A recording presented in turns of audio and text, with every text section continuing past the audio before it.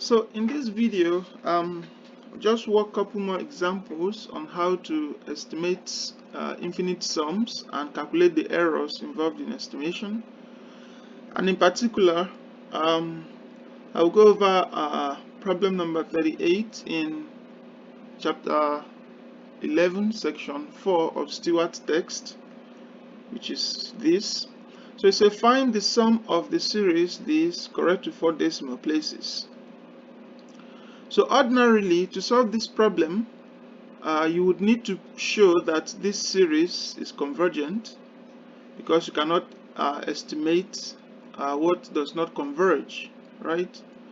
But since this problem is just showing us how to estimate the series and compute the error involved in estimation, I won't bore you down with showing that this series converges, but you can use integral test to show that this series converges. Okay, so assuming the series converges, so recall that we've seen that the error involved in estimation is bounded by this integral. So convert this to a function. So this becomes x a to the 2e 2x dx. And we are asked to correct our estimation to 4 decimal places. What does that mean? To correct to 4 decimal places means that the error should be less than something to the 4 decimal place at least, right?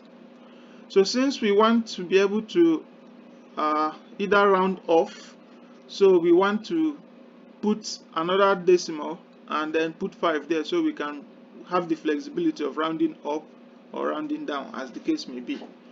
So this is exactly what the problem is asking us to do. Find n such that this thing happens.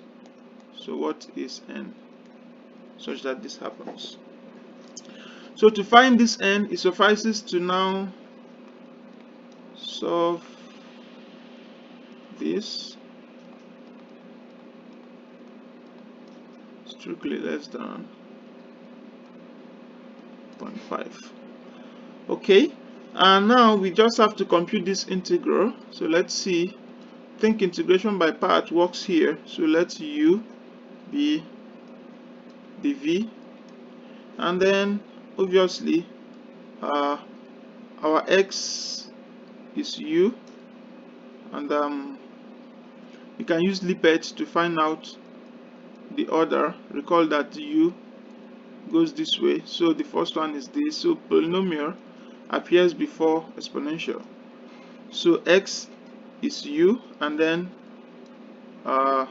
e to the 2 negative 2x is dv.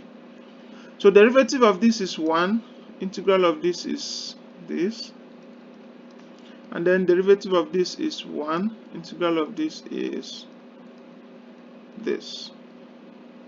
Okay, so we put plus, negative, plus, and then cross like this. Oops, this one is 0.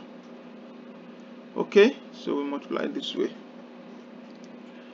Alright, so our integral is x e to the negative 2x divided by 2 is a minus.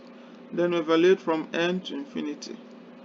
Then this one is negative e to the negative 2x over 4 from n to infinity, and this should be less than 0.005. Okay, so this one is as good as plugging in infinity, which is same as taking limit as whatever x goes to infinity. So if you do that, you see that exponential dominates and this one goes to 0, so this term will be 0 at infinity. And then if you plug this one, you have negative negative, so you get n e to the negative 2n over 2. The same argument here, if you plug in infinity, this would be 0, and then if you plug in n, negative negative, this will be positive, so this is e to the negative 2n over 4, and then this should be less than 0.0005. Now the problem is, how can we find n that satisfies this condition? This is not an algebraic inequality. We can't solve this explicitly. So the trick is to maybe call this function of x to e to the negative 2x over 4 0.00005. Now we can plot the graph of this and see where this becomes negative, right? If this is negative, then it satisfies this condition. So we want n, so find x in the domain of the series, which is 1 to infinity. Find x in 1 to infinity such that y is negative. This is equivalent to solving this problem. So I'll go ahead and try to see how to do this in Desmos. Okay, so I've gone ahead to graph this function in Desmos graphing calculator, and this is just a free calculator, a graphing calculator available online, and you could choose any other graphing calculator, but this is by far my favorite. So remember, we are looking for x such that this function is negative, and that x must lie between 1 and infinity. But it turns out we can't really see that clearly from the graph. We can't easily read it off. Maybe we can zoom in and see. So zooming in. Oh, we don't know where this changes sign. Okay, so this might be difficult to read off from the graph. So what I'll go ahead to do is to copy this and paste, and then change x to n and play around with n.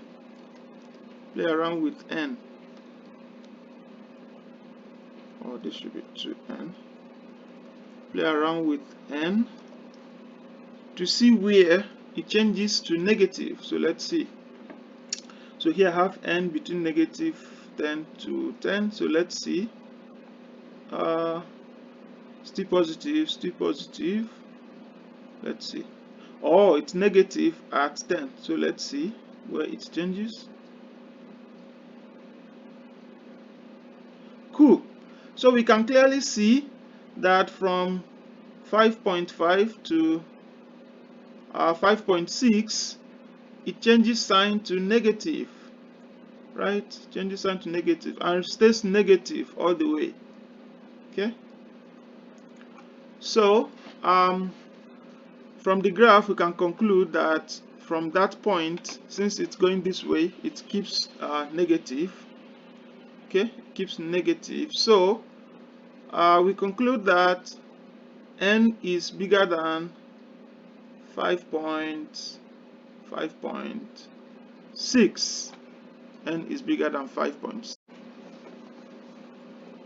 So from Desmos, we saw that this inequality is satisfied when n is bigger than 5.6, right? When n is bigger than 5.6. So indeed, if we now want this to find the approximate series correct to 4 decimal places, then we want n that is bigger than 5.6. So in particular,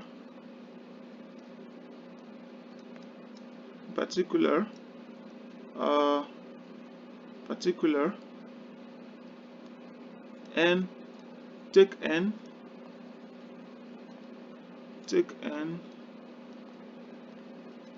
equals 6, and this condition will be satisfied.